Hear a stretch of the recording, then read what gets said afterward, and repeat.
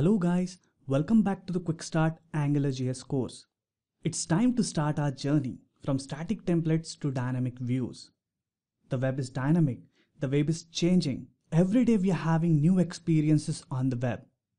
Even if you have never coded a dynamic site but you know how to code the static one, it's time to convert those static pages to dynamic views. Let's make them live. Let's make them fun for the users. Let's make them Angular way. You know, HTML is great for declaring static documents, but it falters when we try to use it for declaring dynamic views in web applications.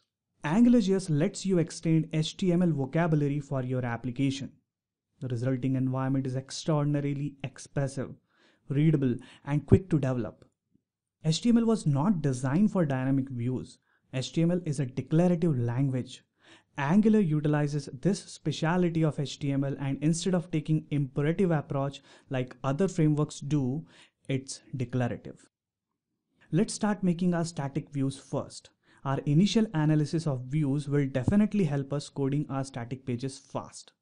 We should continuously refer them and make changes wherever required. As you know, software development is an iterative process.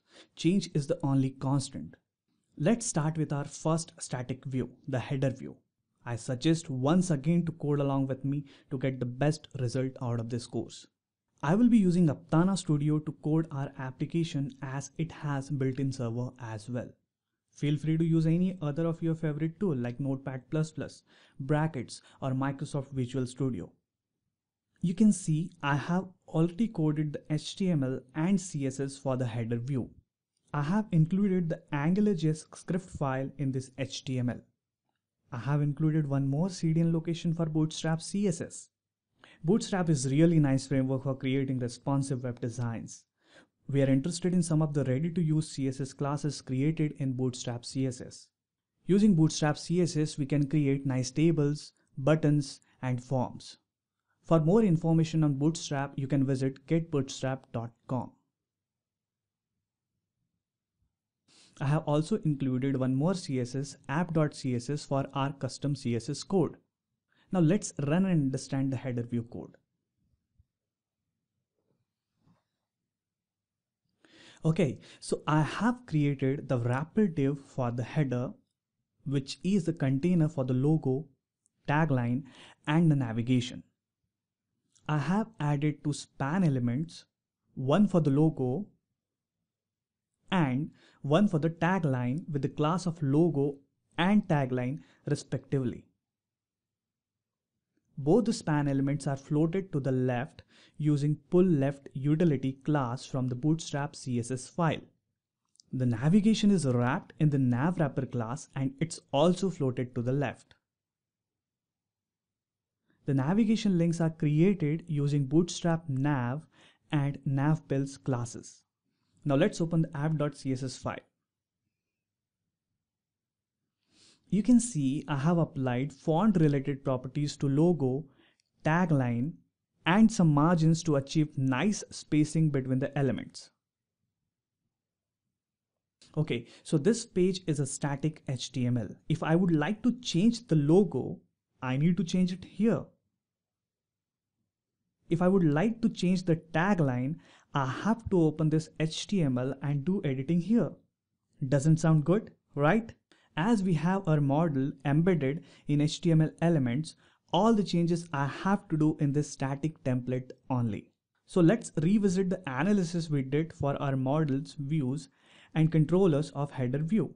Now, if we want to make our header view dynamic, we have to move the static data to the model component. In order to have the model created, we need to create the controller component first. The controller is not only responsible for handling the user interaction on the view, but also responsible for loading the data for our views. So we should have the facility of creating controllers in AngularJS, and we have that. Angular provides us with a directive for it. Can you guess that? That's right, it's ngController. Now, I want the complete header view to be controlled by the header controller. So we want this complete header wrapper container element to be controlled by the controller. That's why we should define the controller on this element.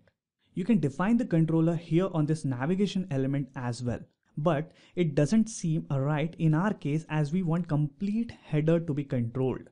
So let's create the new app.js file to contain our custom JavaScript code and include that in our HTML page.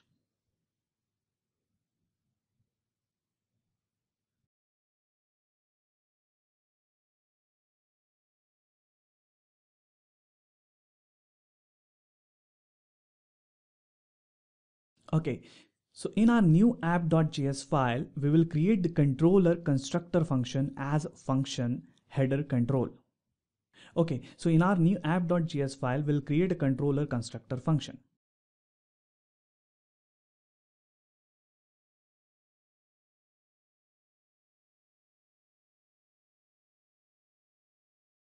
Now we got the controller created, let's associate it with the template.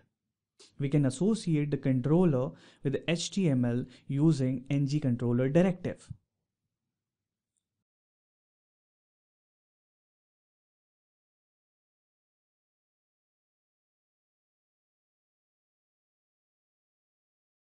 So I have connected the header controller we have created in app.js file with our header view. So when AngularJS will bootstrap this HTML during compilation, when it arrives at this directive, it will look for the constructor function with the name of header controller, and we have written the constructor function for it in our app.js file. So if it gets that function, it will create the object from that function. Now while creating the controller object, the Angular API creates one more object called the $scope object and pass that object as a parameter to controller constructor function. If you remember from the lecture on bootstrapping AngularJS app, we discussed about the directive called ng-app. ng-app is a directive which also creates the scope object. We call it $root_scope object, which contains all the model values. Similarly, our controller also creates the scope object, and it will contain all the model values for this view. Now we have the controller object created for our header view.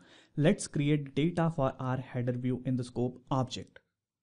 So first we'll create the object, say app details, for keeping application details data.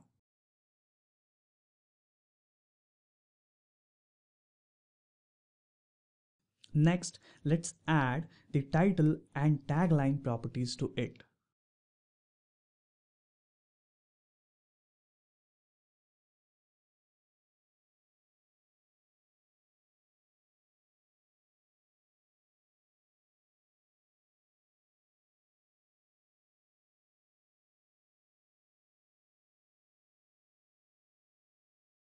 So you can see I have moved the hard-coded values from presentation to our model. Now the question is how we can refer these model values in our view so that the view should be updated if these model values will change. We can use double curlies to refer these models in our view. Let's refer the model in our view. We can refer all the objects reside in the current $scope object using their name directly in the view. So we can refer the app details object directly in the view. So we can write app details.title and app details.tagline in the double curlies to refer those properties directly inside our view.